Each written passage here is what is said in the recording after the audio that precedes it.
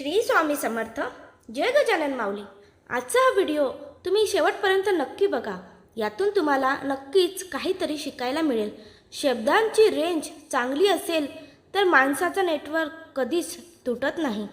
डोळे तर सर्वांना आहेत, पण खूप कमी लोकांना माणुसकी दिसते.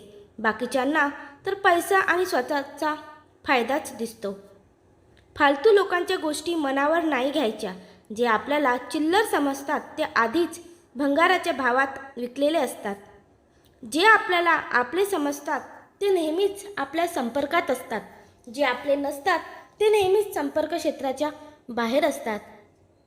सोपं काहीच नसतं.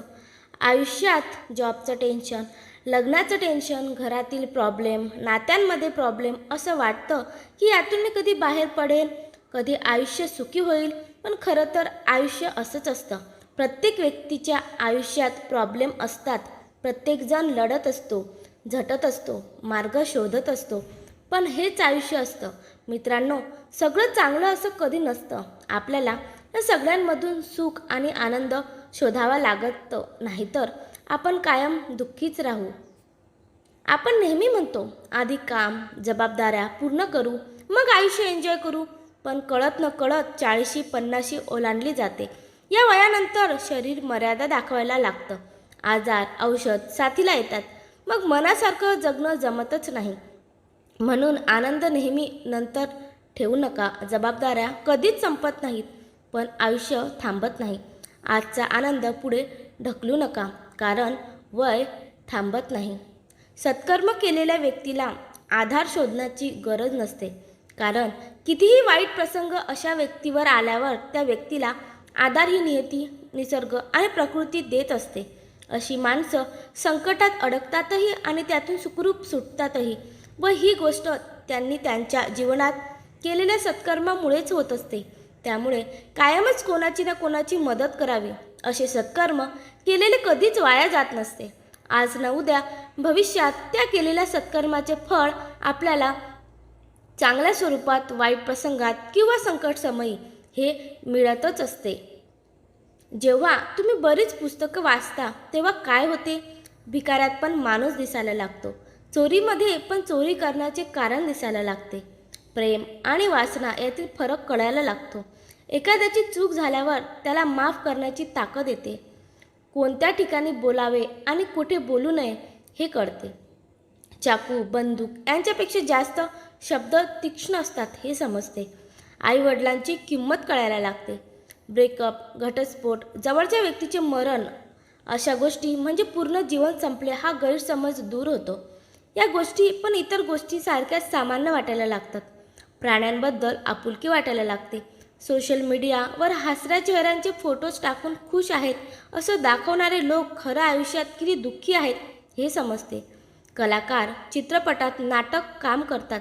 खऱ्या आयुष्यात पण खूप नाटकं करणारी कलाकार आपल्या जवळ असतात हे पण समजते. या जगात 1% चांगली लोक आहेत आणि 1% वाईट लोक आहेत. राहिलेले आपण सर्व फक्त अनुयायी आहोत. काही जण चांगल्या लोकांचे अनुकरण करून चांगले होतात, तर काही जण वाईट लोकांचे अनुकरण करून वाईट होतात हे पण समजते. प्रोत्साहनामुळे हरलेला व्यक्ती जिंकू शकतो हे समजायला लागते. हारल्यावर किंवा नापास झाल्यावर आत्महत्येचा विचार पण मनात येत नाही. जीवन जगण्याची नवी उमेद, एक ऊर्जा निर्माण होते.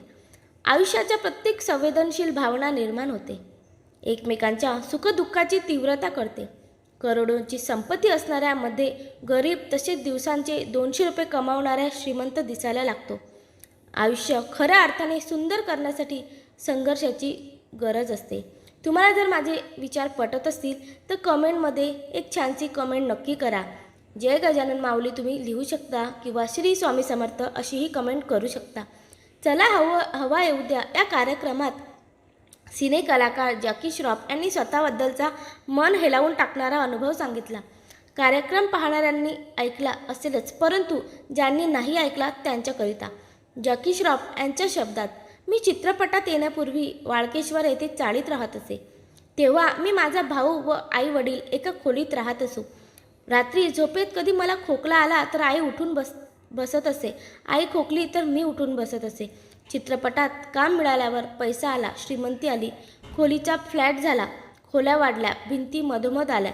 एकाच फ्लॅटमध्ये त्या पलीकडच्या भिंती आड झोपलेली आई हृदयविकाराने गेली आणि या भिंती पलीकडील मला कळले देखील नाही.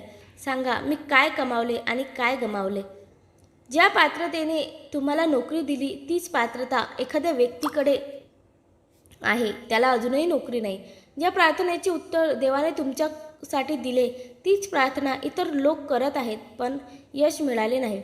तुम्ही रोज सुरक्षितपणे जो रस्ता वापरता तोच रस्ता आहे जिथे अनेकांनी आपला मौल्यवान जीव गमावला.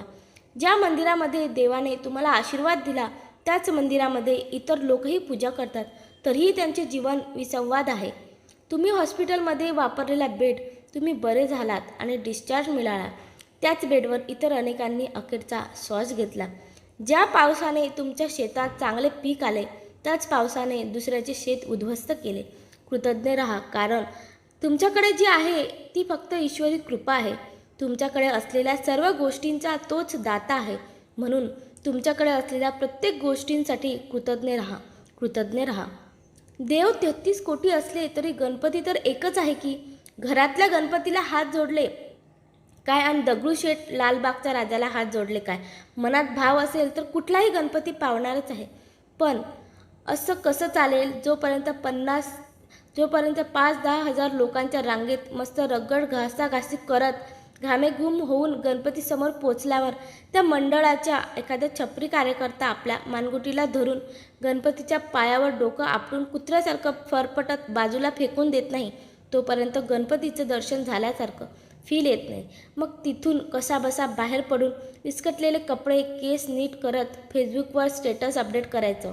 लालबागचा राजा, फिलिंग ब्लेस.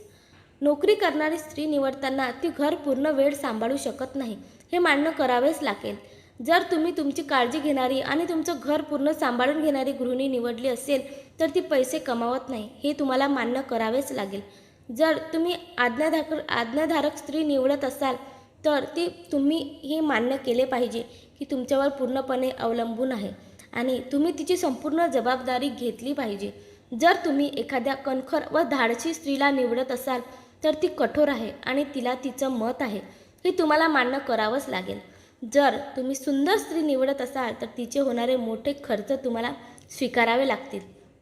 जर तुम्ही यशस्वी स्त्री निवडत असाल तर तिचे स्वतःचे ध्येय आणि तिच्या असणाऱ्या महत्त्वाकांक्षा तुम्हाला समजून घ्याव्याच लागतील. श्री स्वामी समर्थ. जय गजानन माऊली. तुम्हाला जर आजचा व्हिडिओ आवडला असेल तर चॅनलला नक्कीच सबस्क्राईब करा आणि व्हिडिओला एक लाईक करून एक छानशी कमेंट नक्की करा. अशाच प्रकारे व्हिडिओ बघण्यासाठी चॅनलला नक्की सबस्क्राईब करा. धन्यवाद.